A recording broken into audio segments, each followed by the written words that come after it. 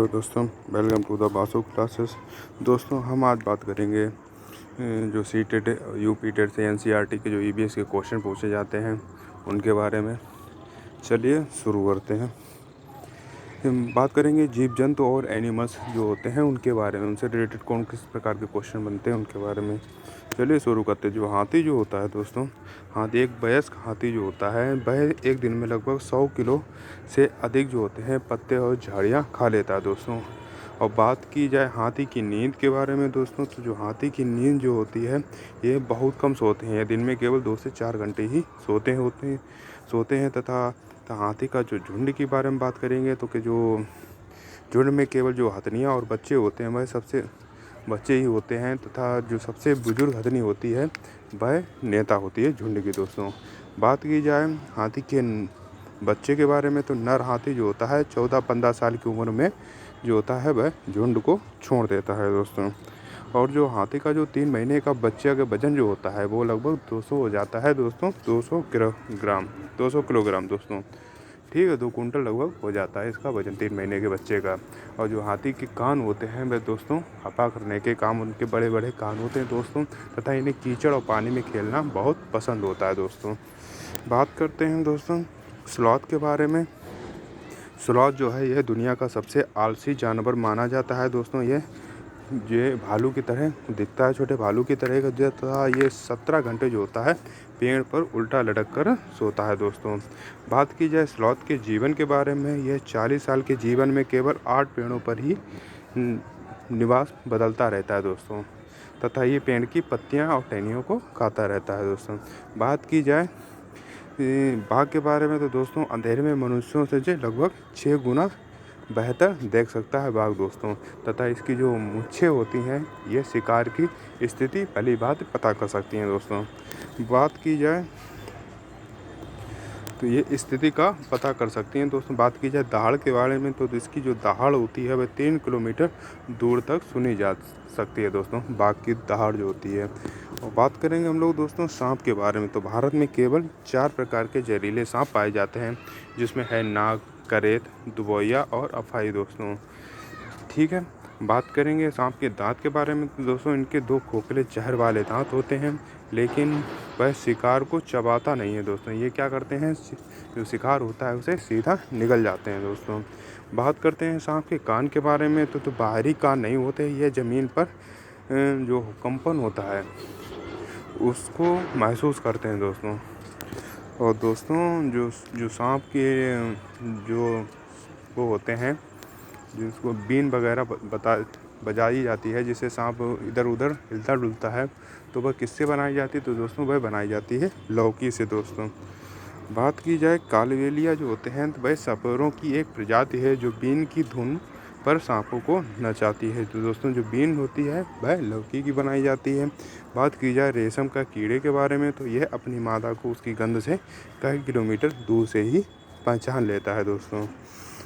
बात करेंगे दोस्तों मच्छर के बारे में, तो मानव शरीर की जो गंध होती है विशेषकर पैरों और तलवों की गंध तथा मनुष्य के शरीर की गर्मी से ही होता है मच्छर को आकर्षित करती है, वो हम लोगों को ढूंढ लेते हैं दोस्तों। बात की जाए चींटियों के बारे में तो दोस्तों चलते समय एक विशेष गंध छोड़ती हैं, जिससे जो उनके पीछे जो और चींटियाँ होती हैं वह कतार के रूप में गंध को सूंघकर आगे बढ़ती चली जाती हैं दोस्तों। बात की जाए पक्षी की आँखों के बारे में, तो पक्षियों की जो आँखें होती हैं, जो पुतली होती है वह घूम नहीं सकती, इसलिए वह क्या करते हैं गर्दन को इधर उधर घुमाकर देखते हैं दोस्तों। बात करेंगे दोस्तों पक्षियों के देखने से रिलेटेड क्वेश्चन के बारे में। पक्षी एक ही समय में 2 अलग अलग चीज़ें देख सकते हैं दोस्तों। बात की जाए यह अलग अलग वस्तुओं पर ध्यान भी केंद्रित कर सकते हैं।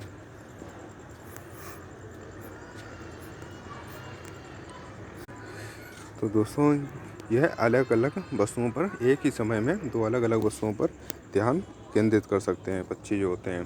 बात की जाए चील, बाज और गिद्ध होते हैं, ये हमसे लगभग 4 गुना अधिक दूर तक देख सकते हैं दोस्तों। बात की जाए उल्लू के बारे में तो ये अपनी गर्दन को काफ़ी हद तक पीछे घुमा लेता है दोस्तों। ये 270 डिग्री लगभग जो होती है वह अपनी गर्दन को पीछे घुमा लेता है दोस्तों। बात की जाए मैना के बारे में तो ये अपनी गर्दन को झटके से आगे पीछे करती है दोस्तों। बात की जाए जो कौन सा ऐसा पक्षी है जो अपना घोंसला स्वयं नहीं बनाता है, दूसरे के घोंसले में बच्चे देता है। तो दोस्तों वह पक्षी है कोयल दोस्तों। वह अपना घोंसला जो होती है स्वयं नहीं बनाती है, कौवे के घोंसले में ही अपने बच्चे दे देती है दोस्तों। अब बात करेंगे दोस्तों मैना के बारे में। तो दोस्तों मैना जो होती है वह अपनी झटके से आगे पीछे गर्दन करती है दोस्तों। बात करेंगे दोस्तों कल्चरी जो इंडियन रोबिन भी बोलते हैं, वह सड़क के किनारे तथा पत्थरों के जो बीच में घोंसला बनाती है दोस्तों। बात करेंगे दोस्तों कौवे के बारे में। तो जो कौवा जो होता है वह लोहे के तार और लकड़ी की जो टहनियाँ होती हैं उनका उपयोग करता है दोस्तों। इसके लोहे के ये भी पूछा जाता है कि इसके घोंसले में लोहे के तार तथा टहनियाँ मिलती हैं। तो दोस्तों वह घोंसला होता है कौवे का, तथा ये पेड़ की जो सबसे ऊंची डाल होती है उस पर घोंसला बनाता है दोस्तों। बात करेंगे कोयल के बारे में। तो ये अपना घोंसला नहीं बनाती है, यह कौवे के घोंसले में ही अंडे देती है दोस्तों। बात करेंगे दोस्तों दर्जन चिड़िया के बारे में। अपनी नुकीली चोंच से पत्तों को जो सिल लेती है दोस्तों। आप इसके नाम से ही पता कर सकते हैं, दर्जन चिड़िया मतलब ये दर्जी का काम करता है, सिलाई बुनाई का काम। तो ये पत्ते को आपने ज़्यादातर देखा होगा, सिले हुए पत्ते होते हैं, तो उसमें दर्जन चिड़िया जो होती है वह अपना घोंसला बनाती है। बात करेंगे शकरखोरा के बारे में। तो ये छोटे पेड़ या जो डाली होती है उस पर लटकता हुआ जो घोंसला बना हुआ होता है वह शकरखोरा का होता है। ये क्वेश्चन पूछ देता है कि छोटे पेड़ या डाली पर जो लटका हुआ घोंसला होता है किस पक्षी का होता है। तो दोस्तों वह होता है शकरखोरा का। बात करेंगे नर बया पक्षी जो होता है वह घोंसले बनाते हैं और मादा बया जो होती है उनमें से सबसे अच्छा जो घोंसला चुनती है तथा उसमें अंडे देने का काम करती है दोस्तों। बात करेंगे दोस्तों जानवरों के कान और बाल से रिलेटेड क्वेश्चन के बारे में। तो दोस्तों जिनके बाहरी कान और शरीर पर बाल होते हैं वह क्या करते हैं, बच्चे देते हैं दोस्तों।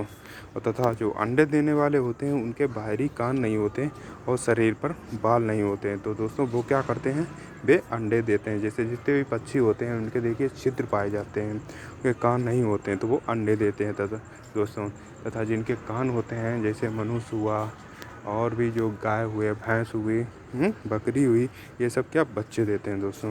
बात करेंगे मधुमक्खी पालन के बारे में। तो बिहार में इनका सबसे अच्छा समय जो होता है अक्टूबर से दिसंबर का जो होता है मधुमक्खी पालन का सबसे उचित समय माना जाता है दोस्तों। बात करेंगे दोस्तों पौधे और पर्यावरण से रिलेटेड क्वेश्चन के बारे में दोस्तों। बात करेंगे रेगिस्तानी ओक के बारे में। तो ऑस्ट्रेलिया में पाया जाता है तथा इसकी जो जड़ें होती हैं वह तने से 3 गुना गहरी होती है। मतलब जितना ऊपर होगा दोस्तों उससे 30 गुना जो होता है वह ज़मीन के अंदर होता है तथा इसके जो तने में होता है पानी इकट्ठा हो जाता है दोस्तों।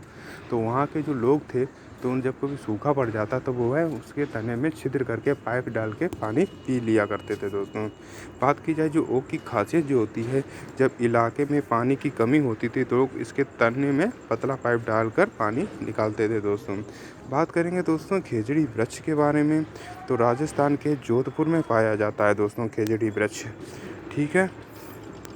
और इसमें क्या होता है, कम पानी की ज़रूरत होती तथा इसकी लकड़ी में कीड़ा नहीं लगता है दोस्तों। तथा इसकी जो फलियां होती हैं उससे दोस्तों सब्जी बनाई जाती है तथा जड़ी बूटियां भी बनाई जाती हैं इसकी छाल से दोस्तों।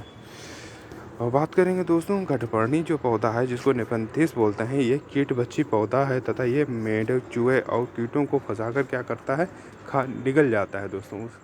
तो ये ऐसा पौधा होता है जिसमें कहीं कहीं आपको देखा होगा छिद्र टाइप या घड़े नुमा घटकरनी जो होता है वो घड़े नुमा दिखने में लगता है दोस्तों। उसमें क्या है, पत्ता ऊपर से ढका हुआ होता है, उसके अंदर एक गंध सी निकलती रहती है, वह कीड़ों को आकर्षित करती है। जब कीड़ा उसमें जाता है तो उसी में फंस जाता है दोस्तों, तो ये कीड़े को खा लेता है दोस्तों। ये कीट बच्ची पौधे कहलाते हैं। बात करेंगे नेपथीस के बारे में। तो ये ऑस्ट्रेलिया तथा इंडोनेशिया और भारत की जो मेघालय है उसमें पाया जाता है दोस्तों। बात की जाए वेलक्रो के बारे में तो दोस्तों जॉन मैस्टरल जो थे उन्होंने 1948 में बीजों के हुक को देखकर वेलक्रो की खोज की थी दोस्तों। आपने देखा होगा कहीं कहीं कांटे नुमा जो बीज जो होते हैं खेतों वगैरह में जब घूमने जाते हैं तो फंस जाते हैं झाड़ियों में, तो उसको देखकर उनको वेलक्रो की खोज की थी दोस्तों।